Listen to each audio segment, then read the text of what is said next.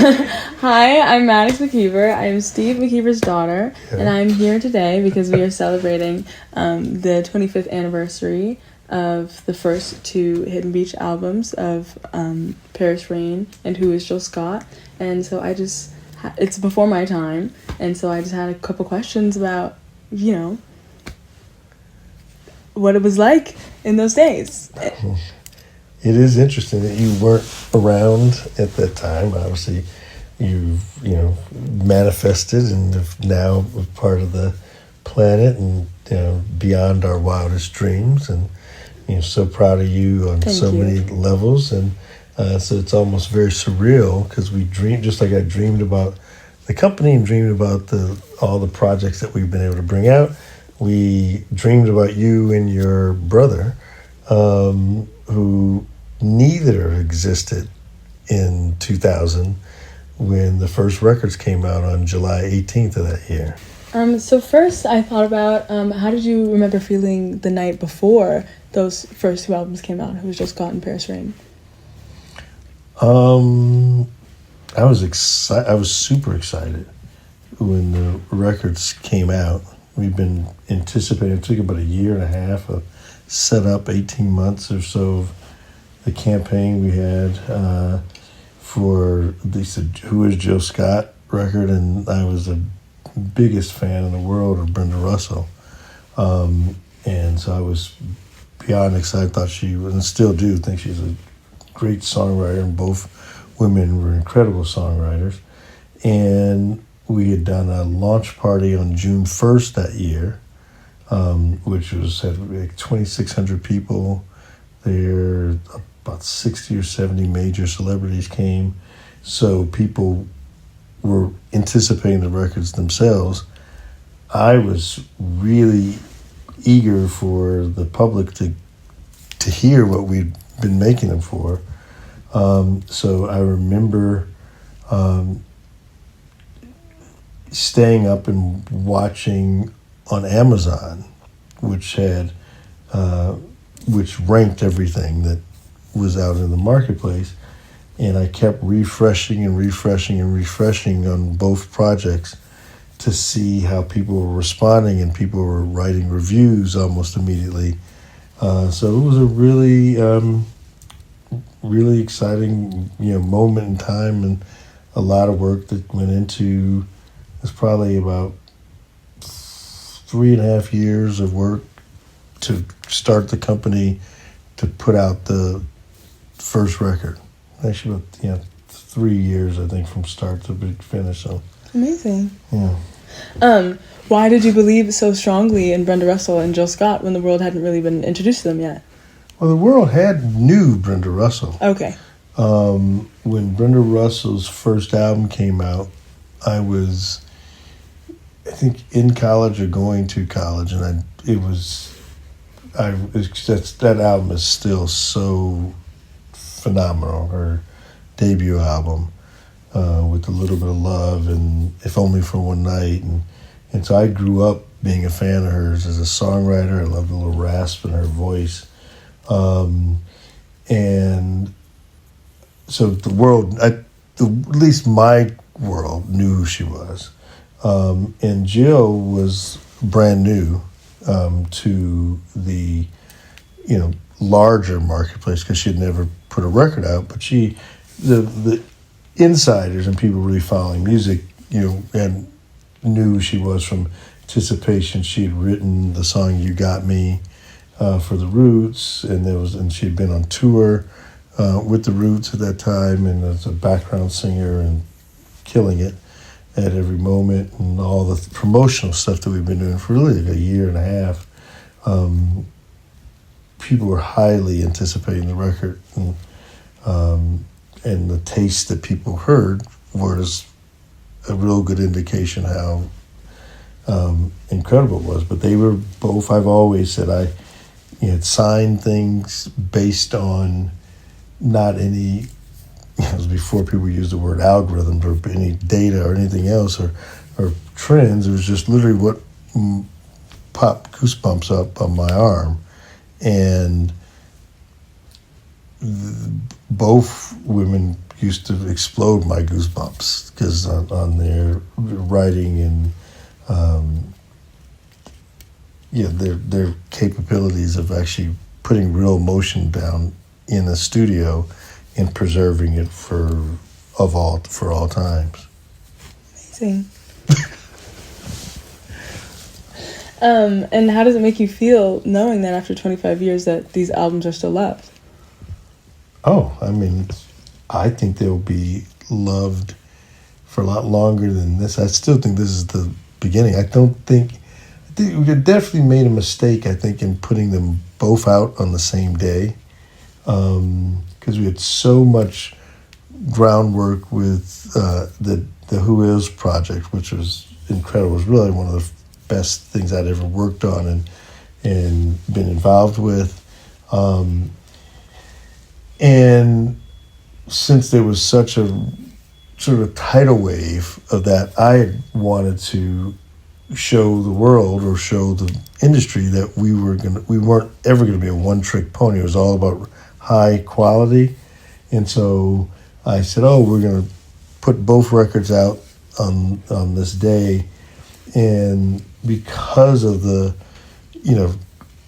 quick, immediate popularity and what was happening in the streets behind Jill, I think even though we had, complete 5-star type reviews on Billboard and a lot of critical acclaim and fans like Denzel Washington discovering the record, and I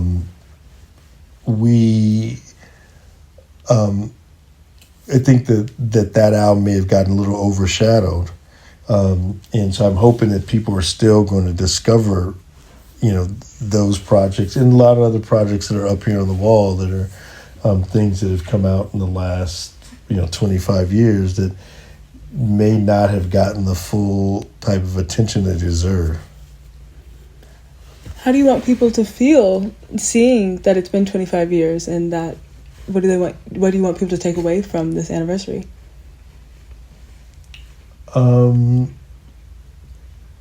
That quality endures. Just that, wow, this is, if you listen to the Marvin Gaye's What's Going On album, which I think is over 50, I think maybe it was last year, it's 50th anniversary or something, or Stevie Wonder's, Songs in the Key of Life, there's just Louis Armstrong. You can think of, just some of the most classic recordings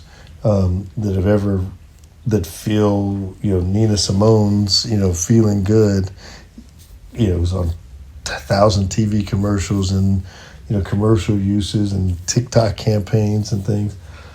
And it is pure of capturing of that emotion in that moment that never gets old. So long after I'm gone and after the artists are gone, and I hope that the music and what the intentions that this was made for is for people to really love it, connect to it. I hope that it expected, actually. I don't even hope, I expect it to live on, because the both albums, as well as so much else, what is really is pure intention and like God's gift, I think, to the people who are enjoying it. It'll be the same God's gift 100 years from now, hopefully, when people are listening and discovering the records. Well, it's amazing to hear about a time before me, and were there any questions? And to have grown up with these albums was amazing. Is it all right for me to ask you some questions? Sure, you ask me a question, I guess.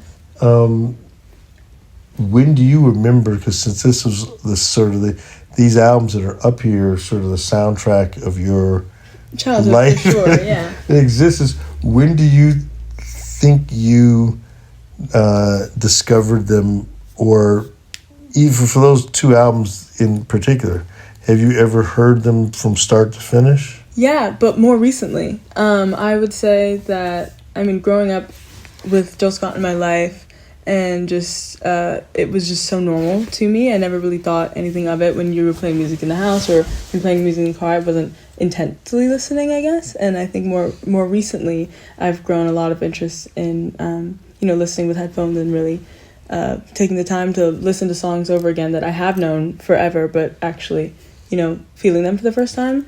So I would say more recently.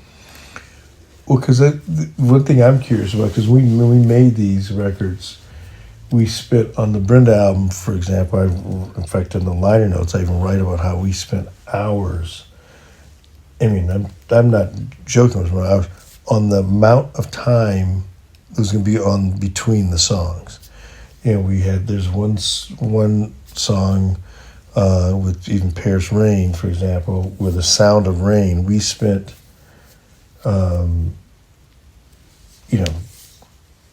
crazy amount of time in Joe Vanelli's studio. I think it was in Agora, and of mixing the rain sound and the time, and it was all with this expectation that people were going to sit and listen to this body of work in the streaming world that we're in now, in the TikTok world and things. People aren't generally listening to albums as a body of work. Yeah, I rarely do. Oh, and so I was just curious, have you ever listened to started at play an album and gone all the way to the end of the album? I have with Who Is Just Scott, but not with Paris Rain, but I would love to, and I will after this. Oh no, I'm very curious of what you would think when you would would hear it, because there's things even on that Paris Rain album. There are two songs that come to mind when you think about the state of the world, and we're in a really, influx moment. I mean, where you're living at this moment in 2025, there's a lot of sort of worldwide chaos, that there's always some upheaval and things going on. Right. And there's one song, Catch On, and I'm very curious what your thoughts are, and another song, Ideal World, where Brenda was writing at that time about a very idealistic, when is everyone to catch on that we all should be loving each other. And the other one was wishing for an ideal world. It's still applicable today. Oh yeah. Just like Marvin's, what's going on, and not as politically sort of poignant as Marvin's record, but I think aspirationally the same thing. And to so it'd be really interesting to me to hear how you could let people know those works existed or exist, and to how to communicate that, which is I guess where the idea came up of you asking some questions. Yeah. I really respect your ear. I think you have a great ear. Maddox is a tremendous songwriter herself, and a vocalist, a bass player, guitar player, piano player, and so she's got a really good and great music talent. Thank you. But one thing I know about your taste is you don't seem to be locked in on something has to come out this year. You've discovered and actually turned me on to things that have been, my son the same way, things that are from the 70s, 60s, or 50s, and from all parts of the world. And so it's always fascinating of how the discovery is made, because the business has changed so much with respect to how people discover things in such an online, space. Yeah, I imagine it's really hard because with the algorithm and streaming, so I feel like so many artists just get lost in or will never be heard, great songs, and I think that worries me, because what is it, like millions of songs getting put out a day on Spotify? 120,000 right now come out a day, so apparently it's like, I heard something, it's like 40 years or maybe more that it takes to listen to the music that comes out in one single day if you didn't go to sleep. Yeah. So it's a lot, but I would say just putting it out there and having people listen to it. I found a lot of songs, walking in malls and hearing it on a speaker and Shazamming it. Okay. So when you see hashtags going around like Hidden Beach 25, how does that make you feel? I don't know. I'm just laughing because I don't see hashtags. Well, I'm not on. I need to be living on social media much more, I guess, but I'm not really a consumer of social media in a big way. One of the songs are associated with 9/11, right? But which one? I forgot. I wouldn't say associated with 9/11, but you probably remember in the story that I was in New York with your brother. It was his first trip to New York, and he was like 5 months old. And when 9/11 happened, and on 9/12, we had a big meeting for the song "Walking in New York," which we did a music video for. And ironically, the image on the CD for the song "Walking in New York" was the Twin Towers, which didn't exist on 9/12. They both got knocked down. And so we had a whole campaign about walking in New York, and the video's up on YouTube so you could see it. And it was this joyful thing about, walking. I can't sing, so I won't try to butcher it, but about walking in New York and how much joy you can have and friends, and she describes the whole experience. Right. And so it was this whole super joyful campaign, and after 9/11, which was horrific, and especially being there, and thousands of people who died, there was no association whatsoever with positive happiness and walking in New York. We couldn't go and promote an album or a project that had Twin Towers on it. But how the 9/11 played a role when we were there, we were making the Experience 826 record, which is Jill Scott's first live album. So we finally got out of New York by getting a car to drive us down to Philadelphia. And Jazzy Jeff at his studio, A Touch of Jazz, and we were actually in making the live recording, the live recording of Jill's first live album. And we were it gave us such joy and comfort to listen to this extraordinary performer.